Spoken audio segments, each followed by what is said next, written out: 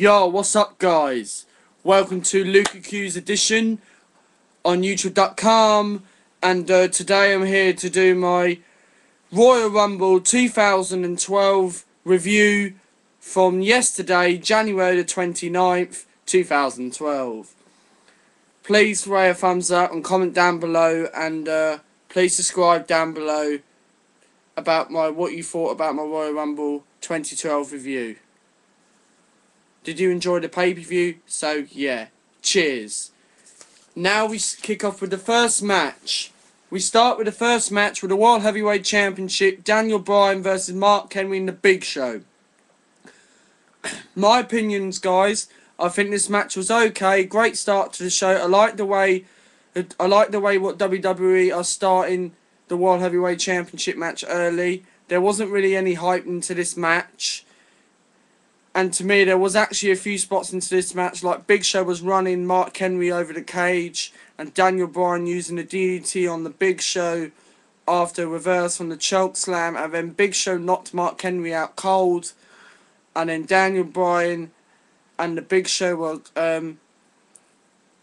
climbing up on the cage, like hanging themselves up, and then after that, the Big Show was holding Daniel Bryan's hand, and then Daniel Bryan escaped over the World Championship.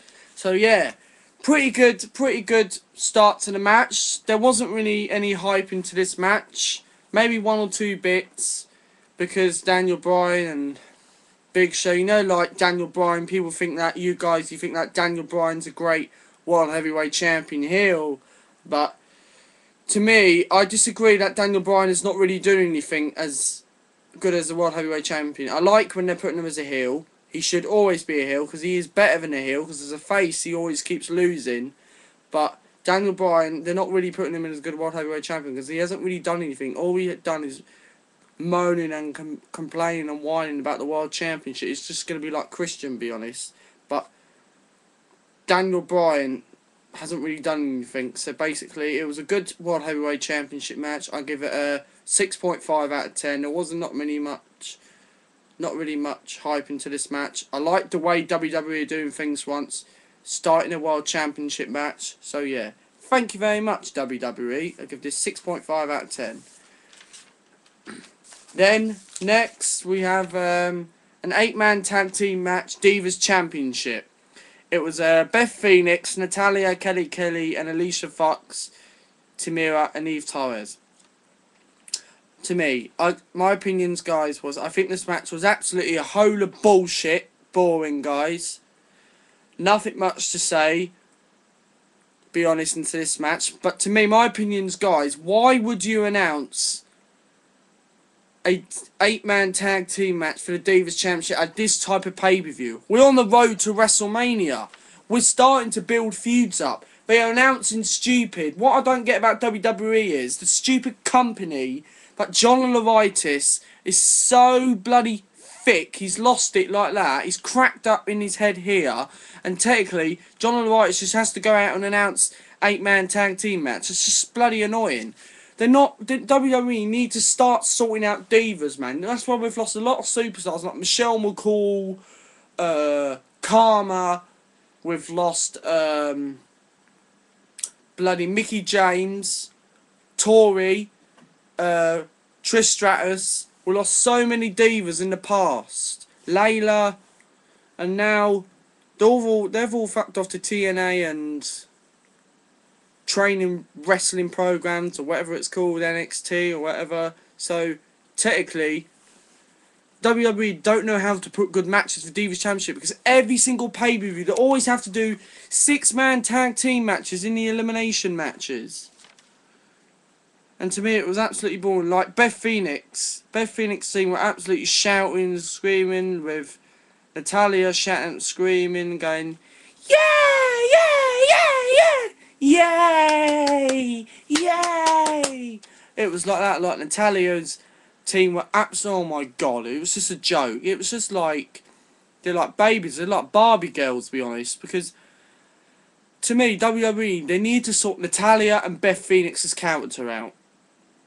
They're just absolutely pathetic. They're acting like crybabies. Why are WWE doing this? They don't know how to put divas.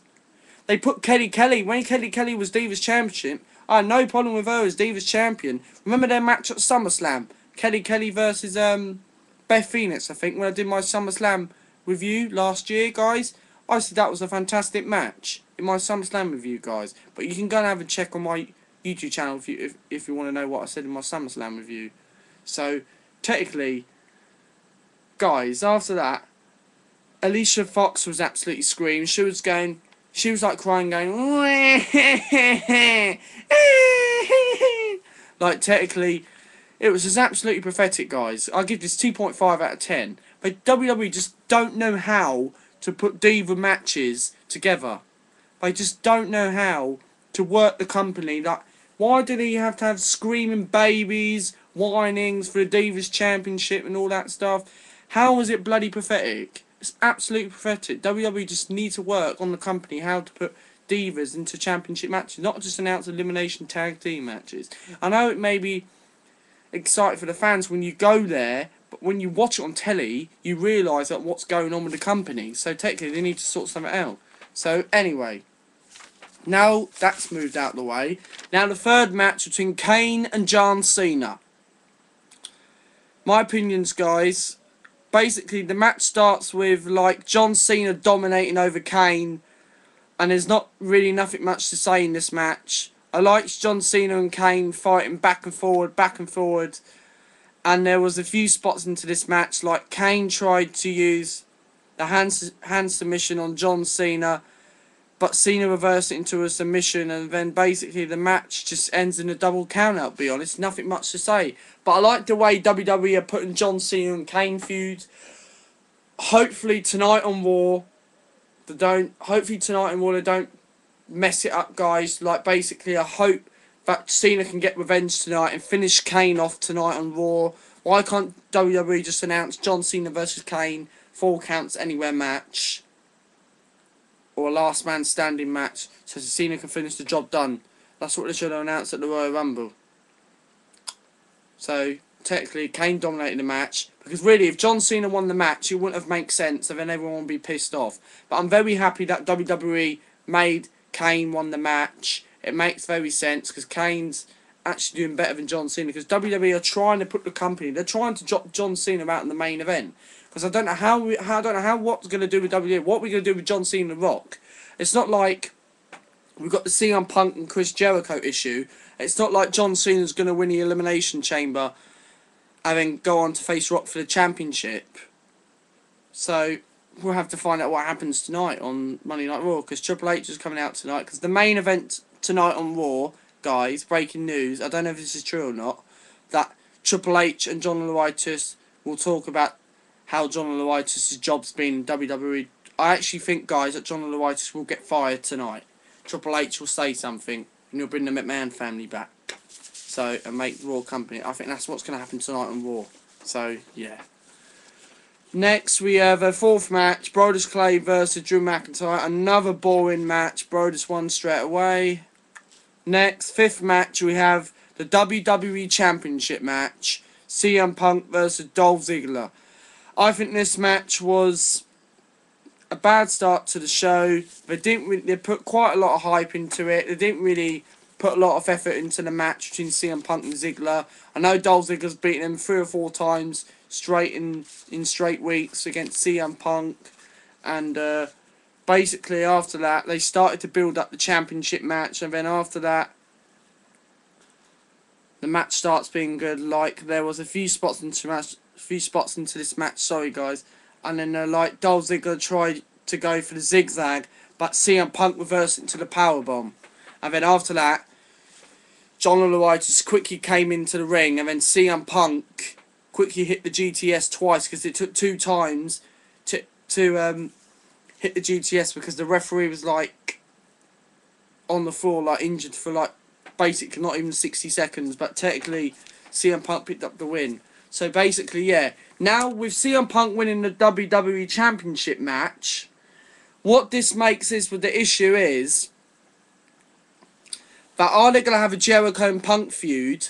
Because we know that Sheamus won the Royal Rumble, but we'll get to the Royal Rumble bit after when I talk about this championship match.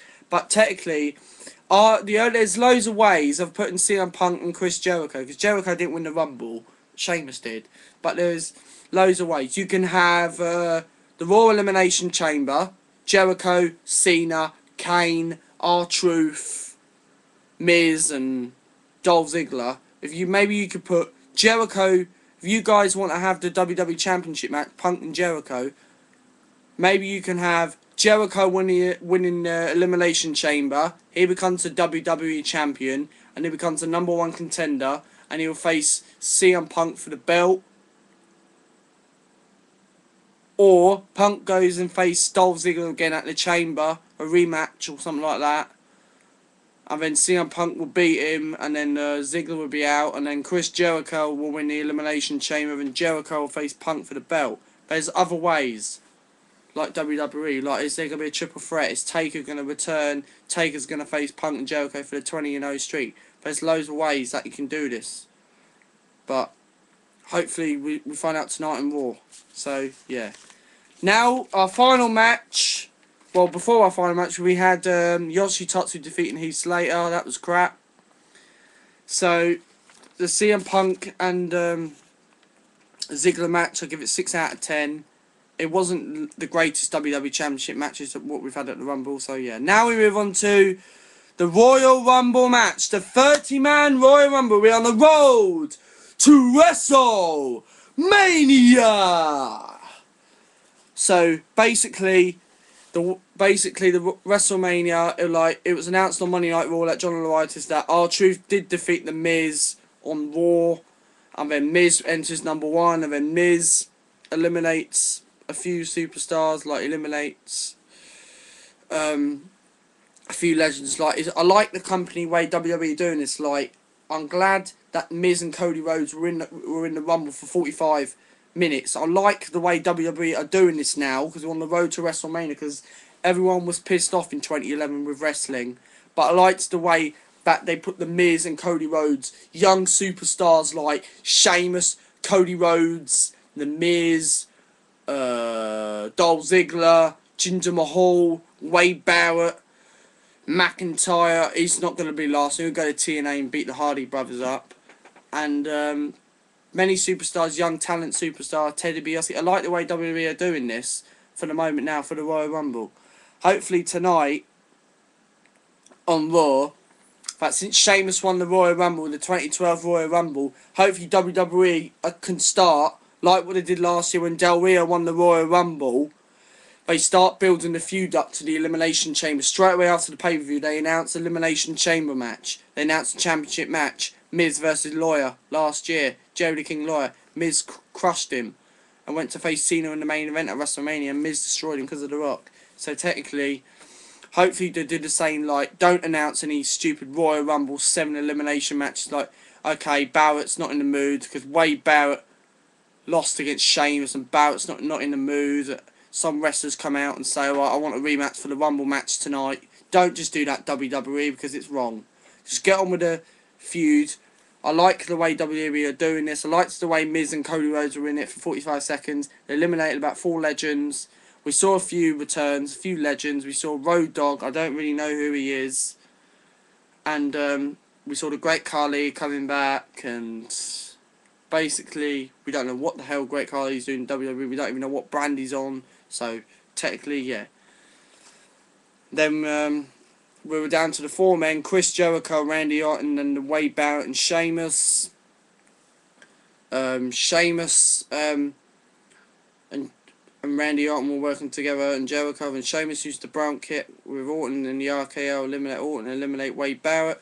And then after that, we were down to Sheamus and Orton, and Sheamus eliminated Randy Orton, and then after that we were down to Jericho and Sheamus. Jericho went for the cold breaker, and Jericho, Jericho uses that move on the top rope. He jumps on the rope, and then after that, Chris Jericho got eliminated by Sheamus. So, yeah. So, basically, this is my Royal Rumble review for the 2012 from yesterday, January the 29th. Please rate thumbs up, and please leave a comment down below what your thoughts about the Royal Rumble pay-per-view last night. Hope you enjoyed the pay-per-view, and what do you guys think? Comment down below Did you like the pay-per-view, or did you not really enjoy the pay-per-view? Did you think it was boring? And what did you think that the WWE? To me, I'll give you it 8 out of 10. I wouldn't say it was the greatest Royal Rumble pay-per-views in all time. Like, I won't give it a rating. I'll give it 8 out of 10 because it wasn't really a great pay-per-view. Like in 2008, we saw John Cena coming back. 2009, we saw Randy Orton winning the Rumble with Legacy and Triple H. And 2010, we saw Edge coming back. And 2011, we saw Kevin Nash. But guys, I was actually surprised that Nash didn't return. But I'm glad. I'm very happy with the pay-per-view. It was a solid pay-per-view. A few scrappy matches. I don't know why WWE have to announce scrappy matches. Like, there was only 3 matches I liked tonight: Kane, John Cena, the World Heavyweight, and the Rumble match. So technically, this is a Luke Hughes 02F394. Hope you enjoy my Royal Rumble review. Please comment and subscribe at the top. Peace out.